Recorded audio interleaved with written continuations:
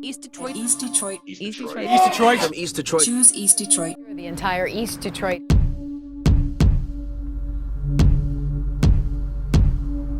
Eastpointe is a city with a total area of just over 5 miles. On its southern border is 8 Mile and the northern edge of Detroit. But from 1929 to 1991, this city went by a different name, East Detroit. Even when African Americans move into a community and help to racially integrate a community, there are growing pains that are associated with that. Oftentimes, not all the time, but oftentimes. And there are people who moved to cities like East Detroit, now Eastpointe, other spaces in Macomb County like Warren, even Clinton Township to some extent, Shelby Township. There are white people who moved to those cities who were originally Detroiters. And there are probably several different reasons why they moved to those outer suburbs. Some it was for convenience, maybe making for a shorter work commute, so that could be part of it. But clearly a part of it, I've always felt, and research certainly show, that part of it was to get away from Detroit. And oftentimes what that get away from Detroit meant was get away from Black people. In 1982, a group of East Detroiters organized to change the name of their town. George Larowski led the name change committee. He argued that it's better to emulate a prestigious community than a crime and slum city like Detroit. If my name were Hitler, I'd want to change that too. One of the benefits, as I think some whites, far too many whites saw, was getting Detroit, the literal name Detroit, off the name of the hometown, hence going from East Detroit to Eastpointe. I think for a long period of time, certainly really beginning back as early as the 1940s, but after the 1967 rebellion, there was certainly an accelerated movement of white flight away from the city itself. And moving to, a lot of the communities I've talked about before, but not only moving away from those communities, not really even wanting to be associated with the city itself, Detroit, and the men and women who have been elected to lead it. I issue open warning now to all dope pushers, all rip-off artists, all mothers. I don't give a damn if they're black or white, if they wear super fly suits or blue uniforms and silver badges. I've heard anecdotally and researched white people misinterpret then Coleman Young's inaugural speech, where he advised criminals, whether they wore superfly suits or badges, to get the hell across 8 Mile. Many white people have misinterpreted that as Coleman Young saying to white people, get the hell out, go across 8 Mile, get out of Detroit. And so politicians have run on that fallacy. Gil Danello comes to mind. Gil Danello was a former state house member and state senator that represented a good swath of Macomb County, including then East Detroit. As late as 1992, then state senator Gil Danello was quoted as calling Detroit Mayor Coleman Young a criminal. And that then Governor Engler should remove Coleman Young from office. It's that type of hostility that has been carried out in our region for the last 30 or 40 years, and helped to create an environment where there are lots of white people, in particular in Macomb County, who believed in what Danello was saying and others, and wanted to disassociate the city, felt like it would be felt like they'd have a better quality of life if they didn't have the name Detroit as part of their city. George Larowski had tried twice to change East Detroit's name before narrowly receiving enough votes in a 1991 referendum. The new name they chose was Eastpointe, and attempts to force association with the wealthier Grosse Pointe communities. The comparison to Eastpointe to Grosse Pointe is huge. There's almost like no comparison to the two cities. Grosse Pointe is like loaded with money. They're both cities that border Detroit, but there is a vast difference between the two cities. It's known that if you live in St. Clair Shores, if you live in Grosse Pointe, that your family just has money. But certainly the Points have been traditionally more affluent than certainly the city of Detroit, and certainly Eastpointe or East Detroit at the time. And so I think there was an aspiration to, if we can better identify, with the Points or other parts of the region, it would help us sort of shape the Detroit read, at least at that point, in our name. And so I think all of those things fueled the majority of the residents, voting to change the name of the town. What's the matter with the name we've got? Yo, you motherfuckers make me sick. Thinking you're hip, but you don't know shit. Jumping all of my Grosse Pointe's dick. I can see you coming from very line. Don't wanna take back when you brought back alive. Eastpointe, Grosse Pointe, it's the fucking point. It's East Detroit to me. And I don't know if our region is different than other regions. I've only really lived here, lived in a couple other spaces for short periods of time.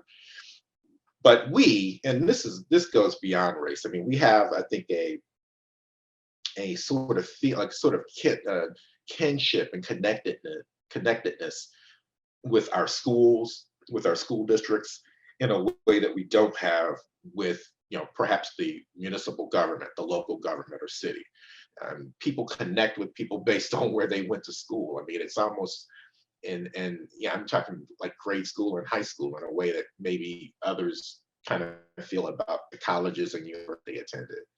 And I can certainly tell you, as a Detroiter, you're sort of initially defined oftentimes about the school that you attend, the high school that you attended, because it sort of points out, and not in all cases, but it sort of points out where you grew up, in the particular city. East Detroit, stand up. This morning I woke up, got dressed and headed out the door to East Detroit. This morning I woke up, got dressed and headed out the door to East Detroit. So the school district didn't change right away. This was the municipal corporate name. The school district didn't go along. I think that there was probably a lot of back and forth going between residents in changing the name of the school district. It might cause school names to change. It might, I think there's a sort of real spirit and honor, I think, oftentimes that one has in the school that they, in the high school or grade school that they attended, that might have had something to do with it. In 2017, nearly 25 years after East Detroit residents voted to rename the city to Eastpointe, the school district finally followed suit, a decision that was met with a mixed reception from students and residents. I know a lot of people who were going to the high school at the time, they're like, that will always be ED. It will be ED to me forever. It'll never be Eastpointe High School. We will always refer to it as ED or East Detroit. I can't forget about the name change, because at the end of the day, we are all East Detroit High School graduates at heart. So I went to East Detroit / Eastpointe public school since I was in kindergarten, so kindergarten through senior year of high school. When the name change was going on, we didn't know about it until it was already decided. The students didn't know. So all of a sudden, it was something that was talked about a little bit. And now with the lack of administration in the school itself, nothing was really ever made transparent to the students or the faculty at the school. It's all of a sudden it was, this is happening right now. We're getting a name change. And everyone was like, oh my gosh, what? What we were told was that the name change had to do with the school being able to get insurance. It was more expensive because then we had the Detroit in our name. And so they wanted to change it to Eastpointe to match the city. In 2010 is when Eastpointe really started accepting schools of choice, which is when a lot of white flight happened out of Eastpointe itself, which then that caused more of a tie with like Detroit, because we got a significant amount of like Detroit students that came in. African Americans in particular, and other minorities have moved a lot of these spaces that were really lily white 25 or 30 years ago. I think that movement has created probably more harmony than existed in 1994 or 1984. Back in 2017, the Department of Justice sued the city of Eastpointe, saying that their council elections were not fair to black voters. They settled out of court to keep it from getting too expensive, and now they have something new here. It's called ranked choice voting. Eastpointe has a black mayor now. Eastpointe, formerly East Detroit, has a millennial African-American mayor. I used to live on the east side of Detroit, closer to Eastpointe, and my grandmother, when I was a kid, we would come to the suburban area and go to Eastpointe and Roseville and things like that. I do think that as African-American migration patterns caused Detroiters, African-American Detroiters, to move to other parts of the region, including Macomb County, I think you find that, it takes time, but people begin to get along, which is not to say that there aren't instances of racism that still happen. I mean, I certainly wouldn't say that, but the environment has changed even in my adult lifetime.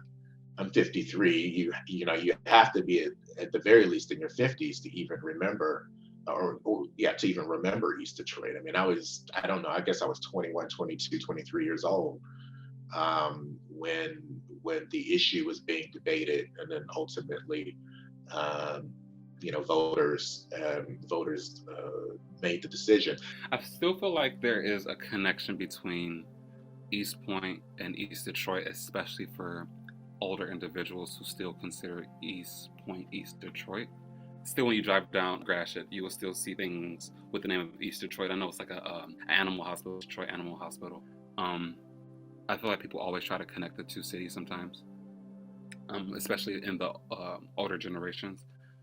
But I can even say that for like the younger generations, the people who still want to consider that they live in Detroit because they live in Eastpointe, I feel like it'll always kind of have this, this reputation to connect it with the neighboring city. But it's interesting to think about that versus the other cities that share a border with Detroit. I feel like a lot of the spillover from Detroit into Eastpointe is probably a little bit of the reason. Probably because when you look at some of the cities that border Detroit, Eastpointe is the more affordable one to live in. So a lot of people who are trying to get out of Detroit, I see come into Eastpointe. And because that happens, I feel like they bring kind of the Detroit name with them. So it leaves kind of this lasting impression. I do think that these communities are becoming blacker and browner too. More of these communities. Certainly Eastpointe is an example of that. Probably by the time we get to 2050, the city has an African-American mayor now. It may be a totally, or certainly a super majority African-American city. The region is changing. And I think that Eastpointe will be just another example of that.